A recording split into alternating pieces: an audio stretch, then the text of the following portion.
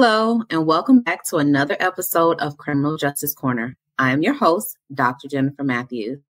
Today, we are going to be discussing a current case that's in the news, currently on trial right now, the case of Chad Daybell.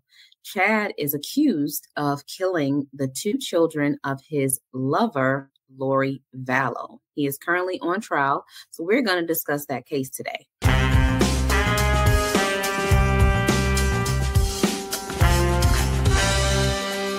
With me today, I have Craig Wetter. He is a clinical forensic psychologist, and he is an attorney practicing currently in LA.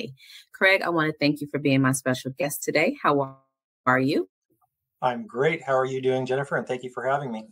I am doing good. I'm so grateful to have you here with me today. Can you tell the audience a little bit about yourself? Sure. So I'm actually a career change. I actually started my career in law enforcement many years ago. So I was a police. I started in the sheriff's department in Northern California, and then I moved to a municipal police department where I spent the majority of my career. I did about 28 years in law enforcement, working all kinds of different assignments. So I got a lot of background experience in law enforcement in that regard. And then I decided to go to law school and get a law degree. And that was part of a bigger plan because I always knew I wanted to be a forensic psychologist when I grew up. So that's where I'm at now. So I practice as a forensic psychologist. So I do forensic evaluations for the courts in a number of different states. I'm licensed in Nevada and California, primarily focusing in Nevada. And I also teach in a doctoral program at a university in California as well. I'm teaching in a PsyD program. So that's people that are being trained to be psychologists. And my focus there is in teaching doctoral students personality assessment, psychopharmacology, and a number of other different subject areas. Nice. You and I have that in common, Craig, because I started my career in the sheriff's department as a deputy sheriff. And that was in Illinois for 11 and a half years. So you and I definitely have that in common. And then now, of course, I have my doctorate, and now I am a professor as well. So you and I have a lot in common there. Yeah, absolutely. And then your background as a clinical forensic psychologist, I think you are the perfect person to discuss this case with. Just the intricacies that come along with this storyline. I mean, I think you'll be the perfect person to help us break it down. What do you think? Well, yeah, there's a lot going on with this case. You know, there's a lot of complexity to it. There's a lot of layers, right? There's things going on in different states. There's a lot of allegations. Obviously, there's people that have turned up deceased. That it's unclear whether that was a murder or whether it was a natural death. So yeah, there's a lot to unpackage for sure. Yeah, so let's dive into this case. So we know that Chad Daybell and his lover, Lori Vallow, were originally members of Church of Jesus Christ, the Latter-day Saints. And we know that at some point in time, their beliefs began to deviate from the church's beliefs to a certain degree. And we know that Chad was an apocalyptic author and a publisher and a promoter of the Mormon-inspired viewpoints. But we know that he also was a member of the doomsday cult, where he had those beliefs where, like, he felt like the world was going to end. And we know that he and Lori had those types of beliefs. Now, knowing that they came from that LDS church, and then their beliefs started to change. How do you feel about that, Craig? Have you seen that before in your work? What do you think about that? Yeah, I mean, this is very interesting because, in looking, and exploring the case and doing kind of a deeper dive into it, what I uncovered, at least from what I can tell, Chad seemed to be the one that, at least from, again, what's available out there. He's the one that sort of adopted a belief system that sort of began to deviate and get into this, again, this prophesized doomsday sort of scenario. In other words, belief system that the world was coming to an end, and in some way, that he developed some type of a special, I say special powers, but he in some way was going to be part of that in terms of, whether he was trying to preserve himself or his family. That was unclear, but it was obvious that there was a belief system that began to really markedly deviate from at least the teachings of the Church of Latter-day Saints. And you see that in his writings. He wrote a number of books that sort of prophetized end times. And so that, I think that's clearly where that started. I guess what's interesting here is that how much of this was driven by, again, sort of this cult belief system, and then how much of it is there an intersection of a delusional process going on. And that's the interesting thing that I find here, because we do see clearly lots of what appear to be delusions, alleged delusions. I mean, again, we don't know if those are exactly right. Because, again, people, yeah. Now, we do know that Lori, because at the time that this happened, they were married at the end, because it was Lori Vallow Daybell. So we know that at some point she became enamored by him. She believed herself to be a deity, and that she was supposed to help him in this apocalyptic beliefs, and that her family was getting in the way of their mission and their ultimate goal. This is what we know to be true because she's already been tried. We know that to be true. So with her believing that her family was getting in the way, we know that she was a mother of two children. She had Tylee and she had J.J. So Tylee, a young girl, and J.J. being a young boy. So with her believing that they were getting in her way, no one would have thought at that time that she would have gone to the lengths that she had went to get rid of them. Because just because a person believes that somebody is getting in their way, there are ways around that. You can drop your kids off to their grandmother. You can drop your kids off with a friend. You can drop your kids off with their friends. There are many ways to, quote unquote, eliminate a family member who you feel like is getting in your way. How do you feel about Lori thinking that the only way to remove her family from getting in her way was to eliminate them by taking their lives? Because she's been found guilty. So this has been proven in court. Right.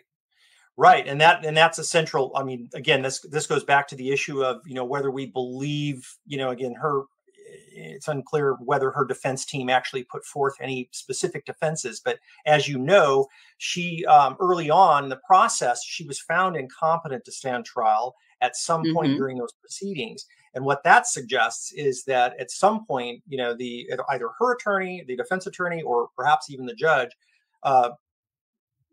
they had concerns about her psychological fitness in the present time to be able to move forward and participate in her defense.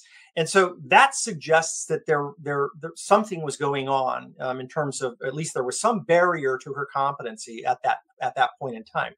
It's unclear what that barrier was, because unfortunately that information is not provided to the public. And I do these evaluations all the time. And generally we see the barriers are either psychiatric barriers, for example, someone suffering from severe symptoms of psychosis, or they have delusions that are so entrenched and fixed that they intersect and impact that defendant's ability to work rationally with their attorney, right, in terms of defense strategies.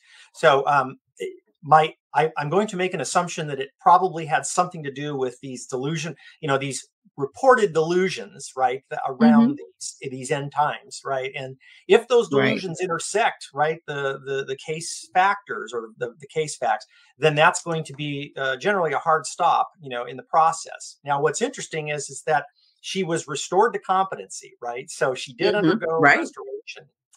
So and she was able to stand trial. Yeah, because you have to be restored to competency, and you have to meet those prongs, and it's called Dusky v. United States, was the Supreme Court decision that most courts, and I believe Idaho follows that standard as well, which essentially says that the defendant does have to understand the nature of the charges against them. They have to understand basic legal process, and then they have to be able to work with their attorney with a rational degree of understanding. So, was there she's been convicted of these murders, right? So clearly there was Correct. evidence beyond a reasonable doubt, right? And we know how high Absolutely. that's a high burden, right? That the prosecution has to overcome. Absolutely. So Yes. then the question becomes, okay, well,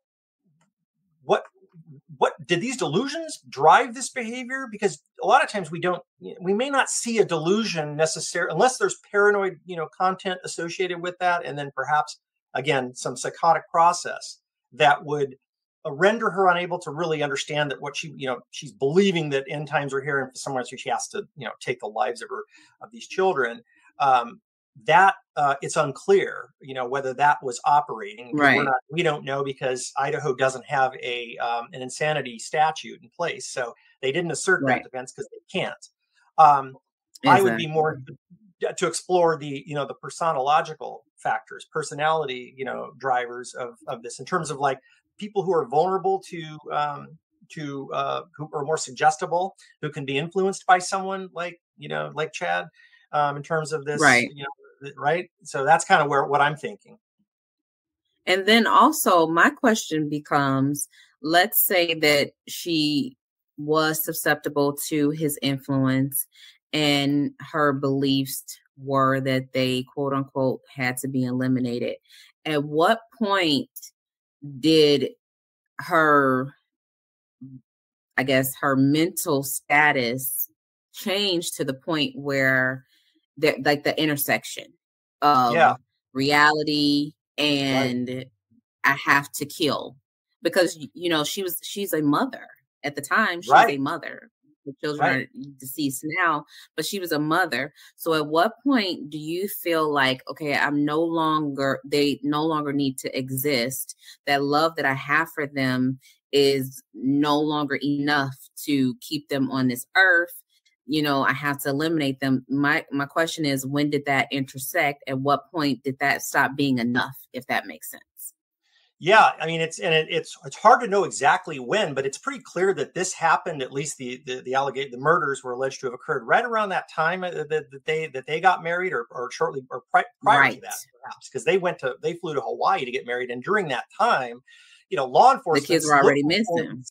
Yeah, they're like, where did the kids go? Because they couldn't And they find the looked for kids. those kids for some months, I want to They say. did, Because I yeah. remember Well, watching it on the news. yeah, well, because And those kids were nobody could buried find those kids they were in buried his backyard, in Chad's on his backyard. Yeah. property. I'm sorry, not necessarily the backyard. I'm sorry, Right. alleged, they His were property in Idaho. Yeah. on his Well, property, yes. And right. So again, then this kind of goes to the issue, I guess, of motive too. It's like we always try to figure out. right. The prosecutor tries to figure out, like, Now, what's the motive, well, it's right? alleged that the motive was Social Security benefits. Correct. And then the children. also, exactly. And then also, we know, like you said, people were just dying. We know that Chad's wife, Tammy, she was attacked in her driveway. This is while Chad and Tammy were still married. Yeah. So Tammy was attacked in her driveway. And then Yeah. 10 days later, she passed. And so it was later discovered, this was after the children were found deceased. They exhumed Tammy's body and they found out that she had been asphyxiated. So Yeah. Lori was charged with that murder too. And she was found guilty of all three. Right. Yeah. And so when we not only are you killing children, you're killing adults too. So again, my question is, when does this, you know what it is? When does this psychological breakdown occur? We know what she's believing. We know that. We know Chad has this influence over her because she was enamored by him. So at what point does the belief become so great that the love for your children no longer matters? The love for, the human life no longer matters, because now you're killing strangers.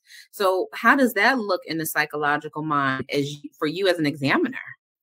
Well, yeah, and I think it varies depending on the individual. So in other words, I think there's individual differences in terms of how do you get to the point where you are caring for a child, where you are, supposedly like loving the child, to the point where now you're it's alleged you have killed the child, and now it's been proven, at least in her case, that it's been proven beyond a reasonable doubt that you participated in these murders, maybe not directly, but you were involved in these.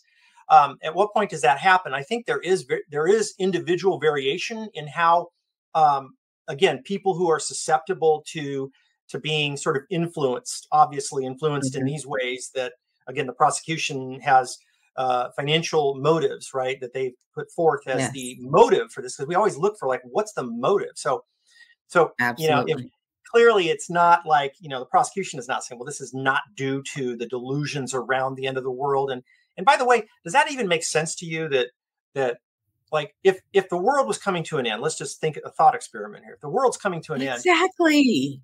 So then why would you eliminate people if the world's coming to an end anyway? Wouldn't the world do that for itself? It's gonna do it anyway. So why do you have to take it upon yourself to kill people?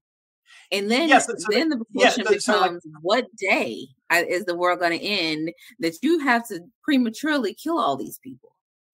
Yeah. So do you see how that doesn't make sense? That doesn't make sense from a psychological perspective. It doesn't make sense either. So I'm looking at this through that lens, but also, if I was an attorney that was looking at, like, how are we going to formulate a defense strategy here? Like, exactly. And then we also, I'm very logical, so I'm with you 100%. And then we know Lori was married, because we know her name is Lori Vallow Daybell. So prior to her marrying Chad Daybell, Lori was married to Charles Vallow. We know that Lori's brother, Alex Cox, killed Charles Vallow. So now Lori is recruiting her family members in this apocalyptic thought process belief, and recruiting them to be killers too. So how does that even work? So did Chad influence this brother? Did Lori influence the brother? How is this all working, Craig? What do you think? Yeah, this is excellent. I'm glad you brought this up, because again, doing the research on this, this could become a movie, and I think it has been made a movie. It was on Lifetime. I watched it. Yeah, I haven't watched it, but anyway, it's a plot. I mean, it's very unfortunate. I'm not trying to make light of it, but you probably know this, but Lori's husband, the Charles, had a life insurance policy that where Lori was the named beneficiary in this. And so when he filed for divorce proceedings, when she started making these threats towards him, allegedly, that's what the reports say, he actually suspended the divorce proceedings, but he changed the beneficiary in his life insurance policy. He took her off of it, because he was concerned, my God, this, she's going to have me killed, is what his concern was. So, when I see that kind of stuff going on, now I'm starting to look at this in a little different light.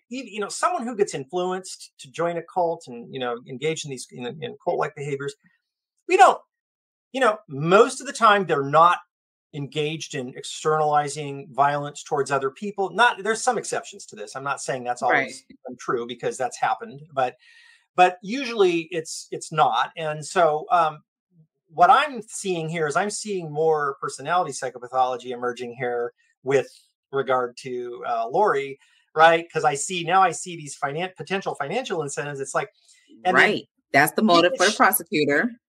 Well, right. And so he shoots the, so the brother is at Lori's rental property in Arizona, right?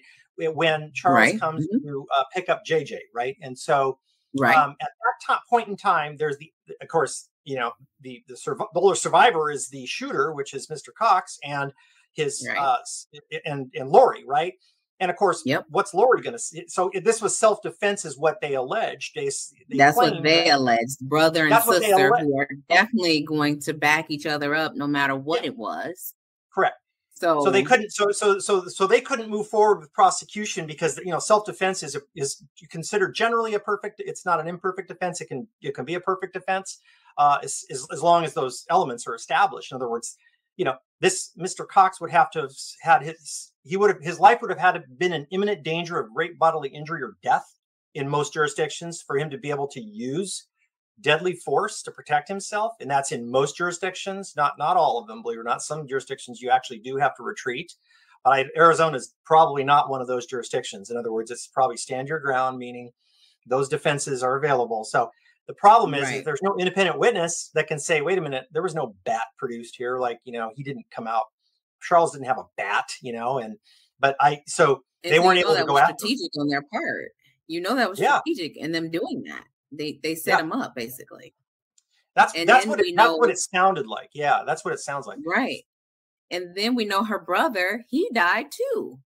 Yeah, a lot of people are dying here. Yes. So we know, unfortunately, the children were murdered. We know that Charles Vallow was murdered in a quote unquote self-defense manner. And then Alex Cox died of a blood clot later. Yes. So now, that could have been the blood. The blood clot could have been, COVID related. I don't know.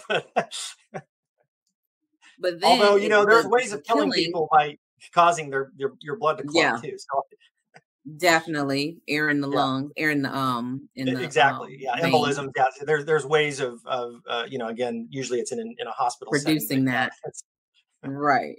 But then the killing and the dying does not cease because we know Brandon Bordeaux dies under suspicious circumstances as well. Brandon Bordeaux just so happens to be Lori Vallow's niece, ex-husband, yeah. So I'm just like, I think we need a scoreboard at this point because many people tick marks. We need some type of many people. Yeah, how. And I feel like really, if we had the scoreboard, it'd be like this: Chad Daybell would be at the top, and then all the people would be in the middle that were under his reign. That he influenced, if you will, because it was his beliefs that took these people down this path. He influenced Lori. We know he influenced Lori because that was proven in a court of law. He allegedly influenced Alex. Either Lori and Chad or just Chad influenced Alex. But then we know that there were a lot of people in the wake of these two people. So my question is, what did they gain? We know that they, allegedly thought that this was apocalyptic and this was their mission. What did they gain though? If this was what they were trying to do, what did they gain? Yeah, that's a great question too. It's like, again, goes to motive, which is why would they have to eliminate these people? And again, I think the prosecution has proposed these theories, right, which involve financial gain, right, for the children, but also potentially financial gain for Charles, because she had, when this occurred, she did not know. This is in the official records. She did not know that he had changed the benefit, and it was a substantial award, a substantial amount for the life insurance. So, and she didn't get that money. Yeah, right. She was the beneficiary of it. So again, if that's the motive, then those would be those gains. Then I start looking at it as, I'm not so sure the cult influences drove this necessarily. I think. And that's where I'm trying to go with this, Greg. Now you're with me. You coming down my street now. That's what I'm trying to say. Like, I think they were kind of trying to use that as like a cloak. Like, oh, we're gonna do this, and this will sound really good, and we can jet off to Hawaii and get married and be together, and none of these people will be in our way. And I feel like if that's what they wanted to do, there are better ways to do that. Yeah, there's legal ways of doing it. It's like getting divorced. It's like, you can give children up. You can turn them. They could have gave the children to Charles. I'm sure he would have been happy to take the children. Right, or other family, or I'm sure. Foster care would be the last resort. But you don't have to resort to these extremes. So yeah, I think it's I think we have an underlay of this cult influences where we have definitely it played a role in this, but I don't think it played the dominant role necessarily. I think there was, again, there's and other people have commented on this, is that again, there obviously there's allegations that this was, monetarily driven, and so there's greed, and then there's this sort of belief that these people are going to interfere with our new life, the way that we want to live, whatever that Right, life right. looks like, right? They obviously it appears that they did not want those people involved. And so that then goes, again, we can start looking at, the personality factors, the antisocial personality factors, and some have even suggested, potential psychopathy, but that could be at play with in this case. But of course we don't know, there's no way to determine that unless they're formally assessed. But Right. I think that it's on the table, right? It should be explored, because if you see some of the behaviors that are being alleged, right, in terms of this callousness, in terms of the what the sort of the planning that goes into this, and the lack of sort of disregard for human life and all of For these life. things. Yeah. Yes. So I think it's something that somebody should explore it at some point. And of course, they're not going to likely get evaluated unless they put their Right. mental health at issue. But like I said, they can't do that in Idaho because unlike many states that do allow for insanity defenses, they can't It's do not that there. there. If Yeah. I'm reasonably sure they would probably do that if that was available. That would be a defense that that if I was a defense attorney, I'd probably consider it, just because of these allegations of all the delusions that again allegedly drove some of this stuff. Right. Now we know at the time of this recording, Chad is currently on trial, so we don't know the outcome just yet. And I will be sure to list whatever the outcome is in the description box when that does become available. But let's say a woman, a man is in a relationship with a person who has these strong beliefs. Let's say a family member knows a person who is in a relationship with a person that has these strong beliefs. What can they do? What should they do if they want to help that person, or if they want to get out of that situation? What would you say to them, Craig? Well, the first thing I would do is find out, the quality, the nature and quality of these beliefs. Do these involve like some type of conspiratorial like dimensions that could lead to somebody becoming violent, right, and responding in a violent way? And if that's the case, obviously the advice I would give is that you need to get out of that relationship. If you're not able to offer them help, because again, a lot of times we've seen it in classically in other cases. If you think of the back in the 1970s, if you remember the Patty Hearst kidnapping case, right, where Yeah. she this was someone who grew up in a very privileged life, and was not involved in any criminality or anything like that, and then all of a sudden she gets hooked up with this cult, essentially, right, and they went and started doing robberies, and people actually were Hmm. killed, right? And so she got in a lot of Right. trouble. That was the issue of her, a lot of the issue at trial had to do with this, how she had gotten, they said brainwashed, right? But that Right. can happen, right? There's people that are, they're vulnerable, they're suggestible, and Right. they're more at risk of just believing what other people are telling them about, in this case, like say the end of the world coming. So if that person has that vulnerability, then they need to recognize that, and that's watch out for, because those people that can exploit that, they find that out really quick, right? They can see Yeah. that vulnerability. And so so knowing yourself, or knowing whether if you are more suggestible, which there are people that are, that they kind of, they can Absolutely. be, yeah, they can be conned, they can be conned pretty easily. Know that, and then then take steps to protect yourself, obviously, by knowing those warning signs. And those usually are involving control, and with the partner, somebody who starts to try to control what they're, who Okay. they're seeing, what they're doing, right, and then installing these beliefs in them, and sort of getting them to adopt those beliefs, and then isolating them. So if somebody sees a family member or a friend that's subjected to this, you need to get that person out of that relationship as quickly as possible. I definitely think that's really good advice to get them out of that situation.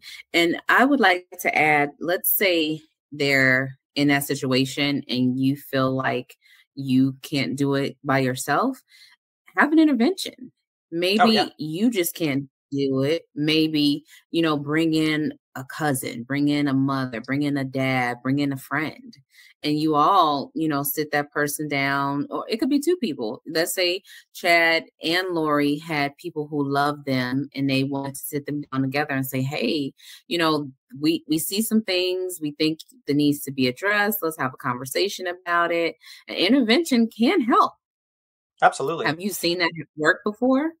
Yes, I have. I've seen it work, and then I have not. I've seen it not work, and that's usually more in when you have an identified patient who is suffering from, say, a drug addiction or some other Mhm. maladaptive behavior, and then the family gets together, right, to do that intervention. We've seen television shows on this, and yes, in Yes. some cases that can be very helpful, because then that's that period where you hopefully the person develops the insight to say, oh my god, yeah, I'm in a situation that I actually is dangerous and I need to get out of this. I always feel like, and like you said, some interventions work, some don't. And I love that show for the record. But I always feel like when people do the interventions, it's like they are holding up a mirror to those people, to their face. I always feel like that. And I feel like they have the best chance at that time. Like they really have to paint a picture. I feel like the ones that are successful are the family members who painted a really good picture to them. They're Right. like, this is what Yeah. I'm seeing. This is the road you're going down. This is where it will end. And that resonates with the person. Sometimes they have to visualize it. And the also I've seen it where they cut them off. They're like, okay, this is what it looks like, and this is what it's going to look like. Those for me, what I've seen are the most successful ones. Of course, not everything works for everybody, but those have been the most successful ones that I've seen. Oh no, I absolutely agree with that. You're right, because that again, that's part of the problem, right? When someone is in one of Mhm. these relationships where they begin to get manipulated, and again, I don't know how much Lori was manipulated, how much that she was an active agent in this, right? Participant. Yeah, Participant, right. So we don't right. know that because we don't, I didn't evaluate either of them, so I don't know. But yeah, but in cases where, because again, just like with people with personality disorders, there's no observing ego. I mean, what that means is they just can't, they can't see this problem. They can't see it because they're enmeshed in it, In it. and they don't have the Right. insight, right? Yeah, they Yes. can't see it, so you have to help them see it.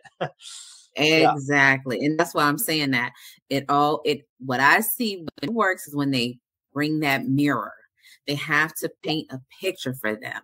When they can see it, it works so much better.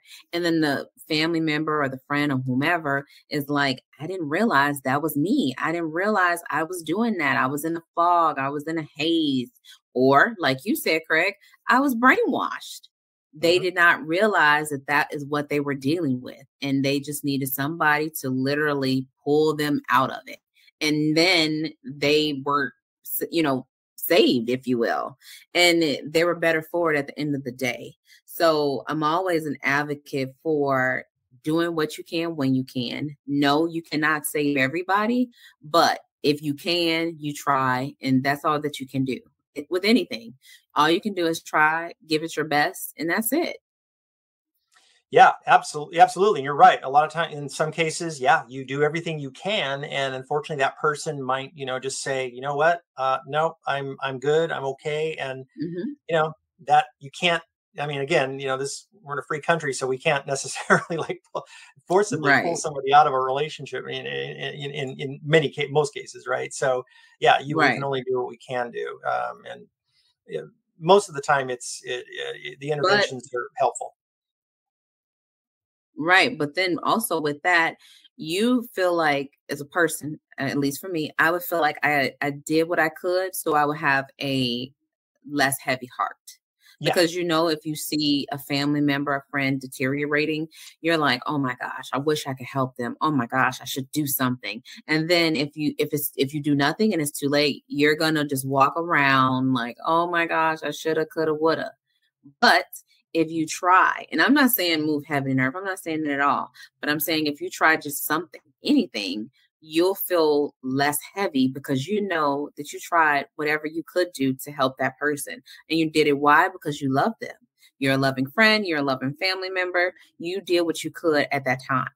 So I always advocate for doing what you can and just trying. Again, I know I'm repeating myself, but well, no, yeah, that's just my thing, trying. Yeah, because the last thing you want is to have that guilty, that sort of that guilty conscience is to feel like, so much guilt over not, Yes, being able to, because we know that can weigh on people. Oh, big, yeah. Now you're dealing with a whole nother issue that we don't want you to have. No, no, yeah. Yes. So again, we know that Chad Daybell is currently on trial. I'll be sure to update the verdict in the description box. Craig, I want to thank you so very much for coming on Criminal Justice Corner and being my very special guest today. You are welcome here anytime. Thank you. Pleasure. Great to be here. I love talking about these kinds of, talking about these topics, and with the goal of maybe giving people information and some insight into the dynamics of things like this, and helping people make sense of things like this too, I think is helpful. Now, where can the viewers, the listeners, find you on socials? Or do you have any socials for them? Just my my website. I don't have. Okay. I'm on LinkedIn and all of that. But and obviously I'm a regular kind of co-host, or I'm a regular over on Dr. Dana Anderson's podcast, Killer Psychologist. So you can find me over Dr. there. Dana Anderson here. We love Dr. Dana. She's awesome. Shout out to Dr. Dana. We got Killer Psychologist. Yeah. Yes. Yeah. Nice. So thank you so much for coming on again. And please catch us on the next episode of Criminal Justice Corner. If you have not already done so, please like, subscribe, and share. Tell a friend to tell a friend about Criminal Justice Corner, and we'll see you next time. Thank you for listening.